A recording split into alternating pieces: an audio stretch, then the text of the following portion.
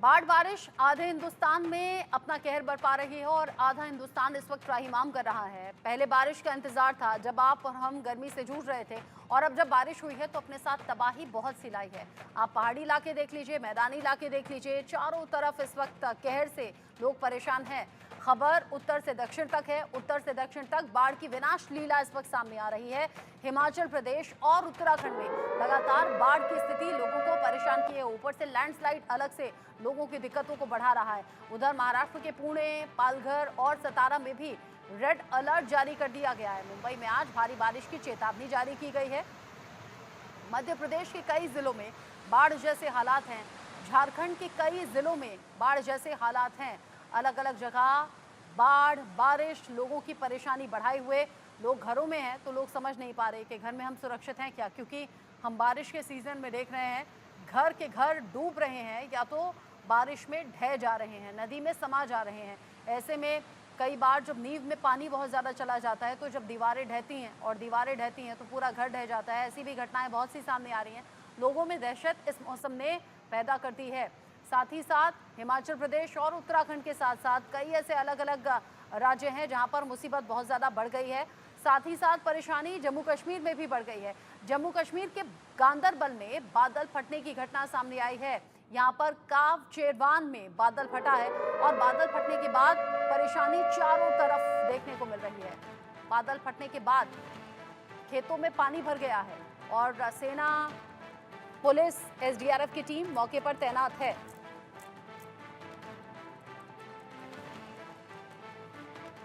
जम्मू कश्मीर के गांदरबल से ये खबर सामने आई है जहां पर अलग अलग जगह परेशानी बढ़ी हुई है।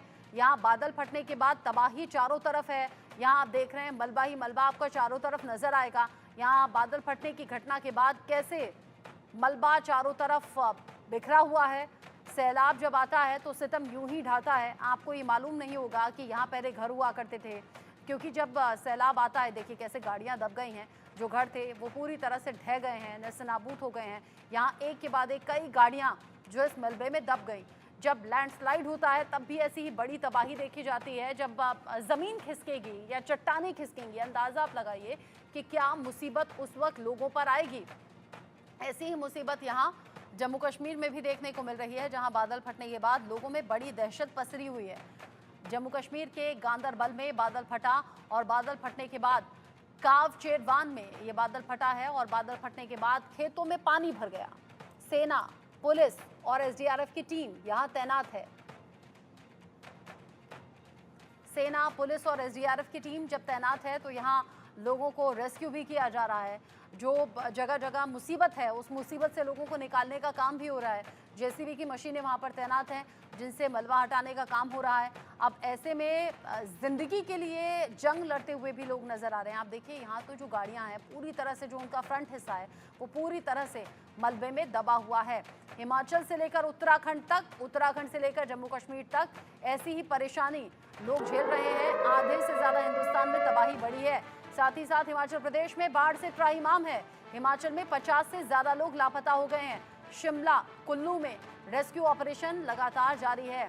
शिमला, कुल्लू, रामपुर ये वो इलाके हैं जहां हिमाचल प्रदेश में अलग अलग जगह बादल फटा और बादल फटने के बाद एक के बाद एक कई घटनाएं सामने आई। 50 से ज़्यादा लोग अभी भी लापता हैं, कईयों की जान जा चुकी है और इस परेशानी में लोगों को समझ में नहीं आ रहा कि इस परेशानी से निकलने का विकल्प उनके पास क्या हो सकता है। हिमाचल प्रदेश के अलग अलग हिस्सों में ये परेशानी अभी बढ़ी है। अनुराग शर्मा मेरे साथ में जुड़ गए हैं हिमाचल प्रदेश से, सचिन कुमार उत्तराखंड के देहरादून से मेरे साथ में हैं और नीतीश झा मेरे साथ में जुड़े हुए हैं महाराष्ट्र मुंबई से। सभी से एक एक करके अपडेट ले लेते हैं। सबसे पहले अनुराग, मैं आपका रुख कर रही हूँ। हिमाचल प्रदेश में इस वक्त तबाही बढ़ी है। अलग अलग जगह बादल फटने की घटना के बाद तबाही चारों तरफ देखने को मिल रही है। इंतजाम क्या है और मौसम विभाग का अनुमान क्या है? बिल्कुल रचना, ये आपने बिल्कुल सही कहा कि अलग अलग जगह पर जो है वो तबाही बरसी है और हिमाचल में 5 जगह बादल फटे थे जिसमें से 3 जगहों में बहुत ज्यादा लैंडस्लाइड हुआ और उसकी वजह से भारी नुकसान हिमाचल को झेलना पड़ा है। अगर हम रामपुर की बात करें, रामपुर में जो है वो अभी भी रेस्क्यू ऑपरेशन जारी है। लोग अभी तक ढूंढे जा रहे हैं, स्निफर डॉग्स लगा दिए गए हैं, लाइव डिटेक्टर मशीन लगा दी गई हैं। साथ में एनडीआरएफ की टीम, जो एसडीआरएफ है, लोकल पुलिस है, होमगार्ड्स है, सभी डिप्लॉयड हैं। पूरा प्रशासनिक अमला वहीं पर जस का तस तैनात खड़ा है। लोगों को खाने पीने की चीजें मुहैया करवाई जा रही हैं, क्योंकि 76 घंटे से ज्यादा का समय हो चुका है। लोग बह चुके हैं, जो उनके आज अभी जीवित होने की संभावना बहुत कम है, परंतु फिर भी लाइव डिटेक्टर जो मशीन्स हैं उनके थ्रू जो है वो चेक किया जा रहा है कि कहीं कोई ऐसा तो नहीं है कोई जो जीवित बचा हो। तो उसके लिए बहुत ज्यादा जो कोशिश की जा रही है। उसी तरह से मंडी की बात करें या कुल्लू की बात करें, कुल्लू में भी जो है वो अभी 4 लोग अभी लापता हैं। मंडी की बात करें तो एक ही परिवार के जो 7 लोग थे उनमें से 5 लोग मिसिंग हैं, 2 के शव मिल चुके हैं। तो इस तरह की अभी जो स्थितियां हैं वो लगातार बनी हुई है। परंतु इससे और एक स्टेप की अलग बात करूंगा कि लगातार अगर आपने देखा होगा बादल फटने का सिलसिला खत्म नहीं हो रहा। हालांकि जान माल का नुकसान नहीं हुआ है, परंतु बादल फट रहे हैं। जैसे आपने 2 दिन पहले देखा होगा लाहौल स्पीति में फटा था, शुक्रवार की रात को ही कांगड़ा में भी ये 2 जगह बादल फटे थे। तो ये बादल फटने का जो सिलसिला है रचना, ये बंद नहीं हो रहा है। जब तक ये नहीं होगा तब तक जो हमारे रेस्क्यू टीम्स हैं और जो लगे हुए हैं उनको थोड़ा सा स्पीड अप करना पड़ेगा। भले डिप्लॉयमेंट जितनी ज्यादा कर सके उतना करना चाहिए, तभी जाकर जो है वो इस तरह के जो काम है वो सुचारू रूप से चल पाएंगे। दूसरी समस्या रचना, हिमाचल में जैसे ही इस तरह की आपदा या वो आती है तो उसमें बिजली की समस्या भी आ जाती है, पानी की समस्या भी आ जाती है, रोड्स भी बंद हो जाते हैं। तो इन तरह की समस्याएं जो हैं ये सारी चीजों को इकट्ठा होकर हिमाचल में बिल्कुल ये आपदा का इस वक्त क्षण है जो हिमाचल में इस वक्त चल रहा है। जी रचना। हिमाचल प्रदेश में अलग अलग जगह 5 जगह बादल फटा, जैसे अनुराग ने अभी बताया, और 3 जगह तबाही सबसे बड़ी है, बर्बादी बड़ी है। और ऐसे में शासन प्रशासन के लिए भी एक बड़ी चुनौती है। आम लोगों से भी सतर्क रहने के लिए कहा गया है। मैं सचिन का रुख कर लेती हूँ जो देहरादून से मेरे साथ में है। सचिन, किस तरीके से अभी इस परेशानी से निपटा जाएगा, क्योंकि उत्तराखंड में भी अलग अलग जगह लैंडस्लाइड की खबरें हैं, बरसाती नदी नाले उफान पर हैं। देखिए, जिस प्रकार से जो है इस वक्त जो है देहरादून से हम शुरुआत करते हैं। देहरादून में कई ऐसी जगह है जो पहाड़ी क्षेत्र है, वहाँ पर जो है अभी भी जो है कुछ सड़कें बंद है, जो ज़्यादातर जो है गाँव वाली सड़कें बंद है।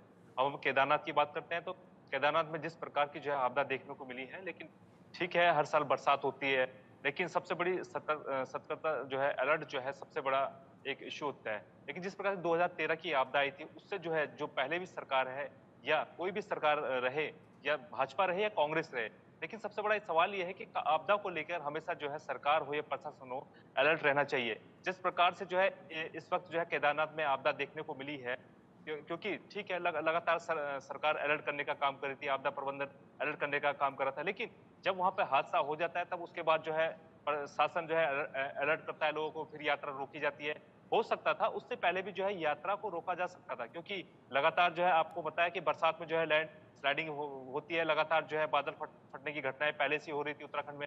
लेकिन ठीक है, लेकिन सबसे बड़ी बात यह है कि मुख्यमंत्री पुष्कर सिंह धामी जो है खुद इसकी जो है बैठक ले रहे हैं, आपदा प्रबंधन विभाग की बैठकें ले रहे हैं। लगातार वहाँ पे रेस्क्यू चल रहा है, करीबन जो है 9,000 से ज्यादा लोग रेस्क्यू किया जा सका है। सेना के 2 हेलीकॉप्टर वहाँ पर लगे हुए हैं, 4 राज्य के हेलीकॉप्टर लगे हुए हैं, लगातार रेस्क्यू ऑपरेशन चल रहा है। तमाम जो है जो सरकारी मशीनरी है वहाँ पर लगी हुई है, स्वास्थ्य विभाग वहाँ पर है, तमाम डॉक्टर जो है, स्वास्थ्य सुविधाएं जो है वहाँ पर दी जा रही है, खाने पीने की व्यवस्था पूर्ण रूप से जो है वहाँ पर चल रही है। और अभी नया अपडेट ये है कि 1,000 लोग जो बचे हुए हैं उनको जल्द ही निकाल लिया जाएगा।